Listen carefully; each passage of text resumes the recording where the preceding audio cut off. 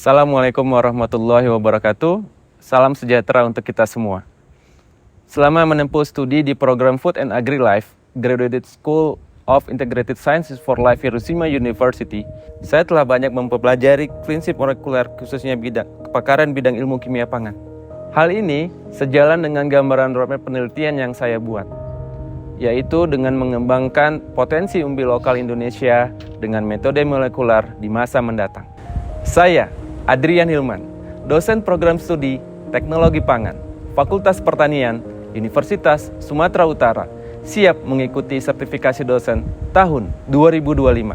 Perkenankan saya menjelaskan mata kuliah yang saya ampuh secara daring melalui Zoom Meeting sebagai syarat sertifikasi dosen tahun 2025 dalam Unjuk Kerja Tridharma Perguruan Tinggi atau disebut PDD UKT-PT di penilaian pengajaran mata kuliah kimia pangan dengan metode DIA, Delivery, Interaction, dan Assessment. Mata kuliah ini merupakan mata kuliah wajib yang harus dimiliki oleh mahasiswa semester 3 program studi teknologi pangan. Pengertian kimia hasil pertanian seperti konstituen hasil pertanian secara umum, konstituen air, karbohidrat, protein, lipid, enzim, pigmen, vitamin dan mineral, flavor serta food additive, bahan tambahan pangan. Berdasarkan capaian pembelajaran lulusan program studi yang dibebankan pada mata kuliah kimia pangan di rencana pembelajaran semester, pertama mahasiswa mampu mengaplikasikan prinsip-prinsip teknologi pangan secara efektif dan tanggap untuk menghasilkan produk pangan dengan mutu yang sesuai dengan standar mutu yang berlaku serta umur simpan yang optimal. Kedua, mahasiswa mampu menerapkan pembelajaran sepanjang hayat terhadap prinsip teknologi pangan secara cerdas, ulet, dan kritis dalam mengevaluasi program mutu dan keamanan pangan di industri pangan. Dan ketiga, mahasiswa mampu menerapkan prinsip analisa pangan dan instrumentasi laboratorium serta menyusun deskripsi saintifik dari hasil analisis tersebut dalam suatu karya ilmiah sesuai dengan norma dan etika akademik yang dapat dimanfaatkan masyarakat dalam menjalani kesehariannya. Sedangkan capaian pembelajaran mata kuliah di rencana pembelajaran semester, pertama mahasiswa diharapkan mampu menganalisis komponen kimia bahan pangan, reaksi-reaksi yang terjadi pada perubahan-perubahan yang terjadi dari air dalam bahan pangan, lipid, karbohidrat, protein, mineral, vitamin, flavor, food additive, pigmen selama pengolahan. Kedua, mahasiswa mampu menganalisis peranan, sifat fisik dan kimia, struktur kimia, sifat fungsional dan perubahan-perubahan yang terjadi dari air dan es, lemak dan klasifikasi lemak, klasifikasi protein dan asam amino, klasifikasi karbohidrat dan turunannya. Dan ketiga, mahasiswa mampu menganalisis sifat kimia food additive dan mineral, pigmen dan sifat-sifatnya, flavor, pengaruh pengolahan terhadap sifat fungsional dan gizi. Mata kuliah kimia pangan menggunakan referensi mulai dari buku monograf, e-book, dan jurnal nasional serta internasional yang berkaitan dengan ilmu dan teknologi pangan. Berdasarkan sistem pembelajaran Outcome Based Education atau disebut dengan OBE, mata kuliah kimia pangan menggunakan metode pembelajaran sinkronus dan asinkronus, di mana pendekatan pendidikan yang berfokus pada hasil akhir berupa pencapaian kompetensi dan kemampuan yang harus dimiliki oleh siswa setelah menyelesaikan pendidikan yang diinginkan oleh peserta didik. Bukan hanya pada proses pembelajaran, yaitu dengan ceramah, diskusi, case method, project based learning, dan lainnya. Mata kuliah kimia pangan memiliki 16 kali pertemuan dengan 7 pekan pertama sebelum ujian tengah semester dan 7 pekan berikutnya sebelum ujian akhir semester. Bentuk evaluasi mata kuliah ini dilakukan dengan kuis 5% dari bobot penilaian, tugas individu 5%, tugas project based learning 30%, tugas case method kelompok 20%, UTS 20%, dan ujian akhir semester 20%. Sehingga total bobot keseluruhannya adalah sebesar 100%. Demikian informasi ini saya sampaikan terkait mata kuliah kimia pangan untuk mahasiswa S1 semester 3 Program Studi Teknologi Pangan Fakultas Pertanian Universitas Sumatera Utara. Selamat menyaksikan cuplikan pengajaran sinkronus dari media Zoom Meeting berikut ini. Assalamualaikum warahmatullahi wabarakatuh. Selamat pagi semuanya. Salam sejahtera untuk kita semua. Apa kabarnya hari ini? Apakah sudah membaca modul sebelumnya yang sudah diberikan di eh, moda pelajaran e-learning USU? Sudah, Dek? Sudah menerima dari yang sudah disampaikan bahwasannya kita hari ini akan eh, berdiskusi ya. Saya akan menyampaikan mata kuliah kimia pangan dengan kode ITP 4112 dengan judul komponen kimia dan reaksi pada protein. Jadi ini merupakan pertemuan kita yang ketujuh. Dengan pertemuan sebelumnya di awal sudah membahas terkait dengan bagaimana air pada pengolahannya di proses pangan, kemudian karbohidrat, dan sekarang di pertemuan 6 sebelumnya itu komponen kimia dan reaksi asam amino, dan sekarang komponen kimia dan reaksi pada protein. Ya, perkenalkan saya Adrian Hilman, STPMSC, salah satu dosen di prodi kita hari ini yang sekarang sedang menjalankan aktivitas tugas belajar di Hiroshima University.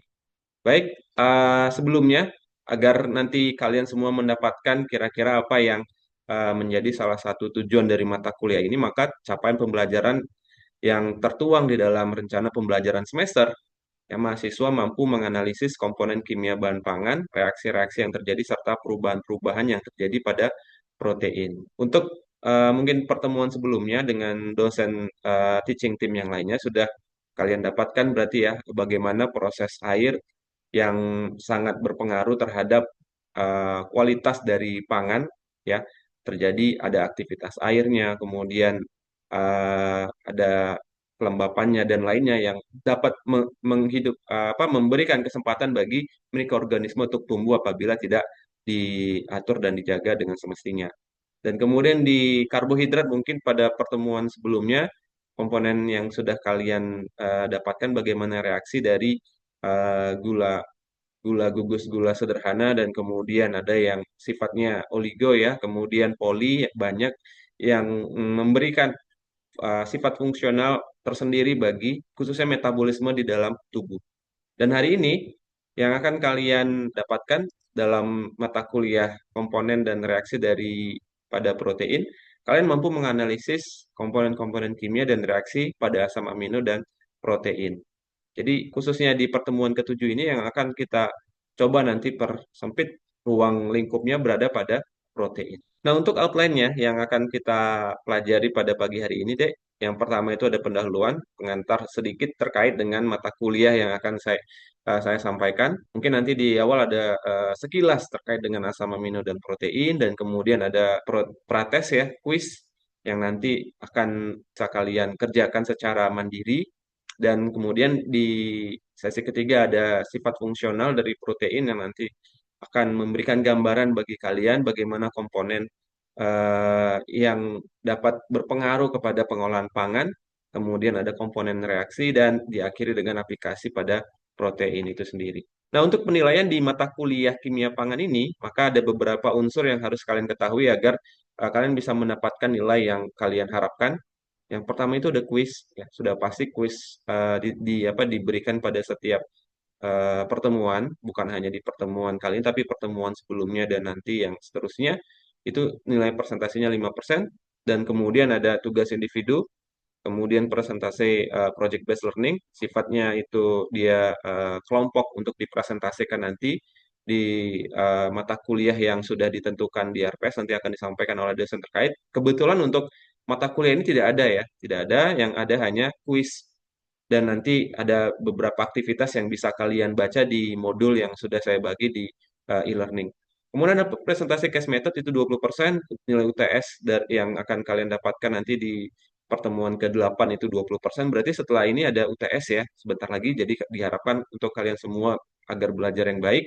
Dan diakhir dengan ujian akhir semester 20%. Jadi ini nilai komponen yang total keseluruhannya adalah 100%. Dan ini beberapa referensi ya yang bisa kalian baca untuk buku monograf ada kimia pangan komponen makro. Ini sangat lengkap ya. Kemudian ada e-book yang bisa kalian download dari internet dan beberapa jurnal pendukung lainnya. Nanti di sini di khusus pertemuan ini saya sudah menyampaikan beberapa apa ya jurnal internasional yang nanti akan terkait dengan beberapa materi-materi yang akan kalian dapatkan. Untuk sejauh ini deh ada pertanyaan sebelum kita mulai? Tidak ada ya? Tidak ada, Kalau Pak. tidak ada, mari kita berdoa sebelum pelajaran dimulai. Menurut agama kepercayaan masing-masing, semoga apa yang kalian dapatkan pada pagi hari ini menjadi keberkahan bagi kalian dan ilmunya dapat dimanfaatkan bagi semua. Berdoa dimulai. Oke, berdoa selesai. Terima kasih. Kemudian kita lanjut yang pertama mungkin sebagai pembuka ya, untuk menguatkan kembali wawasan narasi kita apa sih itu sebenarnya asam amino, peptida dan protein. Untuk itu silakan bagi kalian yang sudah membaca atau sudah pernah mendengar, mengetahui kira-kira asam amino, protein, peptida itu sama atau tidak atau memiliki pengertian yang berbeda-beda. Dipersilakan deh untuk resen atau bisa langsung menuliskan apa ya definisinya di chat box. Langsung open mic saja di unmute. Kalau benar Saya, Pak. salahnya akan coba kita lihat dengan bantuan dari teman-teman aja. Ya, silakan. Baik, Pak. Untuk singkatnya, Pak, kalau asam amino itu merupakan unit dasar penyusun protein, Pak. Terus Oke, kalau peptida itu merupakan rantai pendek asam amino itu yang terikat oleh ikatan yang namanya ikatan peptida. Kemudian kalau protein itu rantai panjang dari banyaknya asam amino. Jadi dia merupakan struktur yang kompleks, Pak, dan oke, merupakan makronutrien. baik. Tampaknya sudah lebih jelas ya dari pengertian definisi yang disampaikan oleh Hanif ya. Hanif, ingat ya Dek ya, untuk seluruh mahasiswa yang hari ini aktif akan dicatat namanya untuk kemudian mendapatkan nilai apa ya, nilai yang nantinya akan bisa membantu untuk peningkatan dari nilai-nilai tadi komponen yang sudah saya sampaikan. Jadi keaktifan dari kalian juga di sini dihitung untuk bisa menambah bobot dari penilaian akhir yang akan kalian dapatkan. Baik, tadi sudah disampaikan asam amino, peptida, protein, komponen-komponen yang sepertinya secara penyusunan paling terkecil hingga terbesar itu dimulai dari asam amino ya, Nif ya. Dan kemudian ada peptida susunan dari amino dan kemudian susunan dari peptida, rantai-rantai panjang polipeptida yang di sequence kalau misalnya di RNA ada adenin, timin, guanin itu berlanjut untuk membentuk komponen besar yang nantinya coba kita sama-sama diskusikan menjadi protein. Untuk lebih jelasnya ya saya rasa kita perlu untuk melihat visualisasi bagaimana sih sebenarnya sama amino, peptida dan protein. Kalau ini terlihat Sudah, Pak, sudah terlihat. sudah ya. Kita saksikan cuplikannya nggak kita nggak perlu apa ya sampai full ya. When you think of protein, you may think of protein rich foods such as eggs, nuts, or meat. Proteins are needed for countless functions within the body: bones, muscles, skin, blood, and other organs are all made up of protein. Slide pengantar tadi sudah wakilkan juga di video ya bagaimana pengertian asam amino dan kemudian gugus apa saja yang ada pada asam amino tadi. Karena ini sudah kita pelajari di sebelumnya, ini hanya sebagai sekilas ya untuk bisa mengembalikan refreshing dari apa yang sudah kalian dapatkan di pertemuan selanjutnya sebelumnya. Saya lanjutkan saja. Nah, kemudian ada peptida, rantai peptida yang terdiri dari beberapa susunan asam amino sequence. Nah, ini kemudian ada protein ya, komponen paling terbesarnya dari asam amino, peptida, dan protein.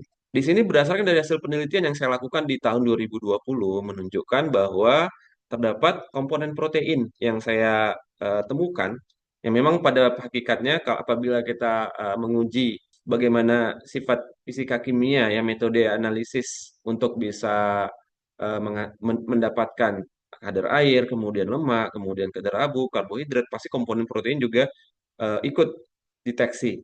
Namun pada dasarnya protein yang saya dapatkan di sini ya itu merupakan gambaran besar bagaimana susunan rantai amina yang memiliki ya gugus N basa nitrogen itu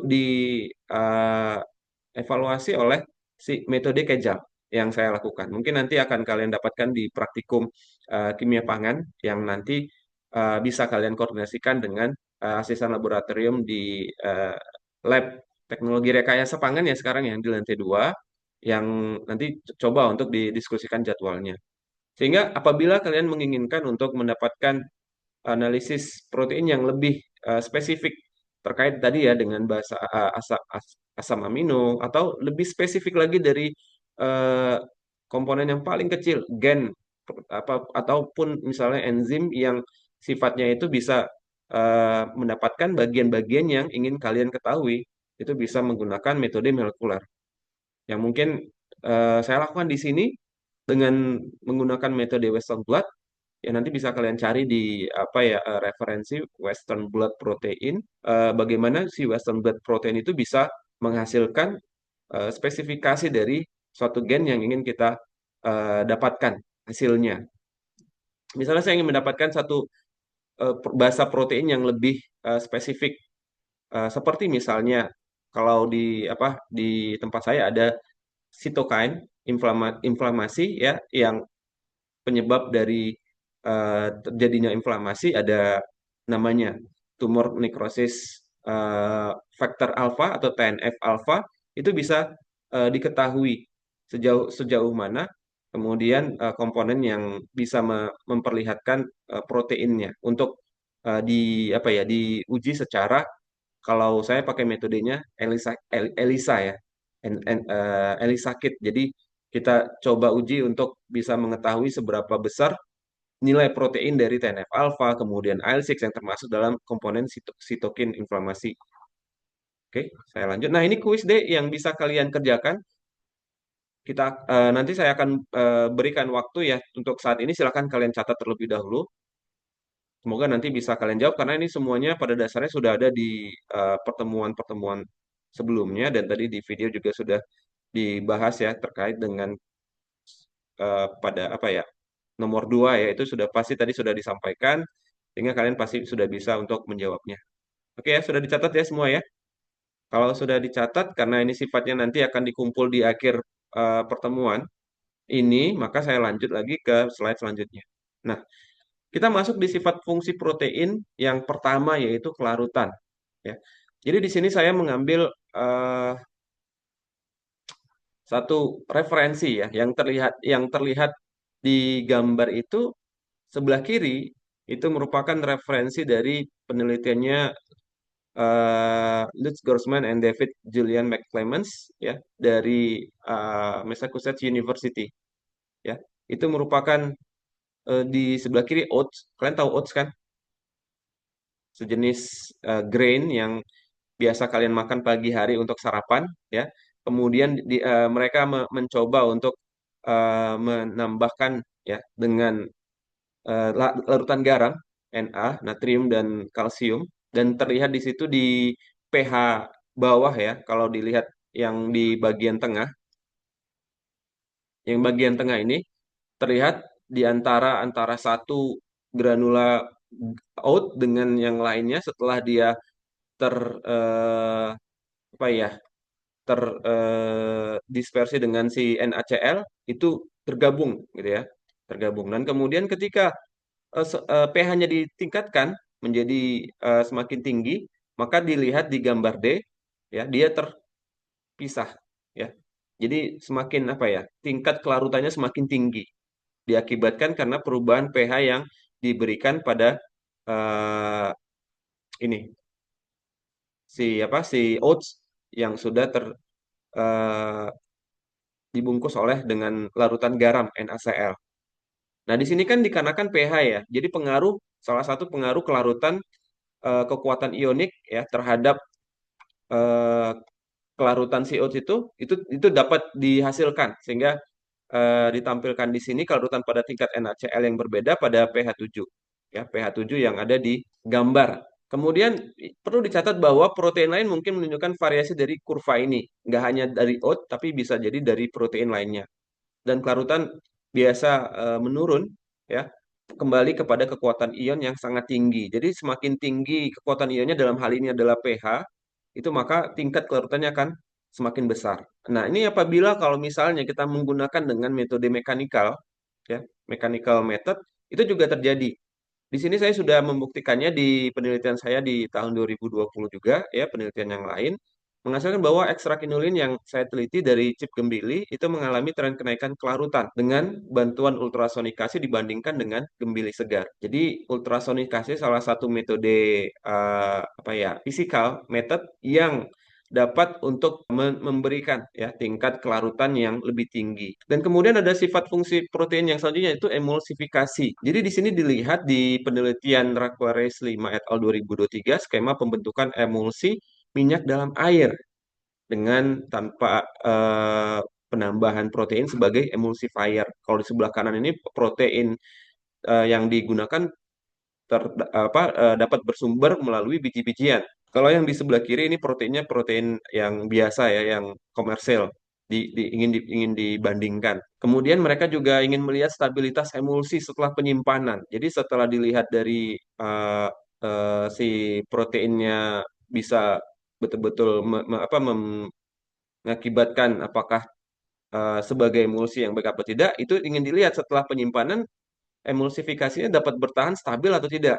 Maka ditunjukkan bahwa dari gambar ini untuk mengubah struktur protein berbasis tumbuhan ya, itu dapat ditingkatkan dengan bagaimana si protein alami ini yang berasal dari biji-bijian ini itu dia bisa meningkatkan fleksibilitas yang komprehensif terhadap oil in water, sehingga pada proses ini ya ketika disimpan itu terjadi stabilitas dalam susunan komponen yang sudah emulsifikasi. Oke, ini untuk emulsifikasi. Nah, kemudian sifat protein fungsi protein yang selanjutnya adalah pembentukan gel. Nah, ini merupakan proses pembentukan gel protein yang didapatkan dari tumbuhan yang diinduksi oleh panas ya. Nah, jadi ketika suhu mencapai denaturasi, dalam hal ini mereka menggunakan isolat protein kedelai. Protein alami mengalami denaturasi ya. Kemudian dipanaskan mengalami denaturasi, kemudian menyebabkan pemisahan subunit dan menjadi apa ya? Seperti fraksi antara kelompok hidrofobik dan kelompok hidrofilik. Nah, di sini. Nah, kemudian tadi di langkah yang kedua tadi ikatan disulfida akan memainkan peran krusial dan menjadikan agregasi dari molekul protein itu menjadi lebih stabil ke jaringan gel yang kemudian diinduksi oleh panas, dan kemudian yang di akhir metodenya ikatan hidrogen terbentuk ya, ikatan hidrogen dengan yang gugus OH karboksil itu terbentuk, dan kemudian kembali menjadi agregat di antara beberapa molekul di dalamnya, dan terbentuklah ikatan silang protein yang membentuk jaringan 3 dimensi. Jadi lebih stabil untuk pembentukan gelnya. Kemudian sifat fungsi protein selanjutnya adalah pembentukan busa. Nah, di sini enzimolisis yang dihasilkan oleh penelitian yang dilakukan oleh Siwen Liu et al. Itu di tahun 2023 itu dapat membentuk busa yang berasal dari protein putih telur dengan mengubah struktur protein. Nah, ini gambarnya pengubahan struktur protein ya dengan metode hidrolisis. Ini menghasilkan gugus hidrofobik yang kemudian nantinya dapat membentuk bagaimana busa atau foam yang dihasilkan dari beberapa interchange reaksi ya, itu dapat terjadi gitu ya. Sebenarnya di studi ini memberikan bukti penerapan protein putih telur yang dihidrolisis seperti gambar itu sebagai bahan pembentuk busa fungsional dalam produk roti di industri makanan. Nah, kemudian ada daya ikat air. Nah, di sini untuk gambar yang bisa kalian lihat ini merupakan perubahan struktural dan fisikokimia pada isolat protein kacang hijau mangbin yang diinduksi oleh pH ya. Di sini penelitian ini dilakukan pH-nya bermacam-macam, mulai dari pH normal pada posisinya netral, kemudian ditingkatkan lebih tinggi menjadi pH 10, pH 11 dan pH 12. Isolat protein kacang hijau yang ada di sini itu mengalami pergeseran pH asam dan basa, menunjukkan perbedaan sifat struktural dan kapasitas serta penyerapan air ya, atau biasa didengar atau disebut dengan water holding capacity, dan kemudian sifat gelasinya. Jadi pergeseran pH ini basa ya, itu bisa mengurangi komponen beta acids ya. Komponen beta acids salah satu struktur sekunder dari protein yang sudah kalian dapatkan di pertemuan sebelumnya atau tadi saya sudah gambarkan sedikit ada tadi tidak ya? Saya gambarkan sepintas pada isolat protein kacang hijau. Kemudian dilakukan oleh si penulis untuk bisa menghasilkan daya ikat air pada pH berapakah yang lebih kuat ketika diberikan pada treatmentnya protein isolat protein kacang hijau. Jadi ada beberapa apa ya tadi faktor yang bisa mempengaruhi sifat fungsional protein termasuk salah satunya yang paling utama adalah pH. Karena kalau kita dapatkan di pertemuan sebelumnya, pH itu bisa mempengaruhi bagaimana struktur protein itu bisa berubah-ubah, termasuk salah satunya struktur asam amino gitu ya. Perubahan pH yang dilakukan oleh peneliti di dalam penelitian ini itu menyebabkan kelarutan protein dan paparan residu asam amino ya pada permukaan protein yang kemudian meningkatkan kapasitas penahanan air dan sifat gelasi protein dari penelitian yang mereka lakukan. Nah, ini daftar pusakanya apabila ingin dicatat dan dipelajari terlebih terkait dengan beberapa sifat fungsional protein dipersilahkan ya agar kalian lebih memahami dan jangan-jangan ini bisa menjadi salah satu judul skripsi yang akan kalian bawakan nanti pada saat di semester 6, 7 gitu ya. Nah ini kuis terakhir deh. Tadi ada 3 kuis di awal dan ini kuis terakhir yang pastinya akan menjadi pemahaman yang lebih baik bagi kalian untuk bisa mengenal dan memahami bagaimana komponen reaksi sifat fungsional dari protein yang saya sampaikan. Walaupun demikian tetap aktivitas kalian di luar dari kegiatan ini adalah membaca beberapa referensi yang sudah diberikan di dalam modul yang kalian terima ya. Kemudian coba kalian pelajari kembali bagaimana sifat fungsional tadi ya, pengaplikasinya lebih banyak lagi sehingga itu bisa menjadikan keberagaman dari produk-produk yang akan kalian hasilkan ke depannya. Sudah dicatat kuis yang terakhir? Baik. Apabila ada yang ingin ditanyakan, dipersilakan deh. Sebelum nanti saya berikan waktu bagi kalian untuk mengerjakan tugas kuisnya secara langsung ya. Ada yang ingin ditanyakan? Silakan angkat tangannya, raise hand. Oke, ada? Tidak ada. Baik, berarti dengan artian semuanya sudah memahami betul ya untuk materi pada pagi hari ini. Oke, kalau tidak ada, saya ucapkan terima kasih kepada kalian semua yang sudah mendengarkan saya dalam mata kuliah kimia pangan dengan judul tadi ya, komponen dan reaksi dari protein pada pagi hari ini. Semoga capaian pembelajaran bisa kalian dapatkan dan kalian bisa lebih eh, mengenal bagaimana mengetahui dan memahami ya bagaimana komponen dan reaksi dari protein itu pada khususnya di proses pengolahan pangan. Demikian deskripsi proses pengajaran mata kuliah kimia pangan yang saya ampuh. Semoga dapat memberikan gambaran untuk penilaian pengajaran yang saya lakukan. Saya ucapkan terima kasih kepada seluruh tim asesor dan panitia sertifikasi dosen tahun 2025 dari Direktorat Sumber Daya Dirjen Dikti Kemendikti Saintek. Saya juga ucapkan terima kasih kepada Biro Sumber Daya Universitas Sumatera Utara dan rekan sejawat dosen. Sebelum mengakhiri video ini, izinkan saya berpantun. Minum kopi di pagi hari, sambil duduk di beranda. Terima kasih sudah menyimak materi. Semoga bermanfaat untuk kita semua. Saya tutup. Assalamualaikum warahmatullahi wabarakatuh.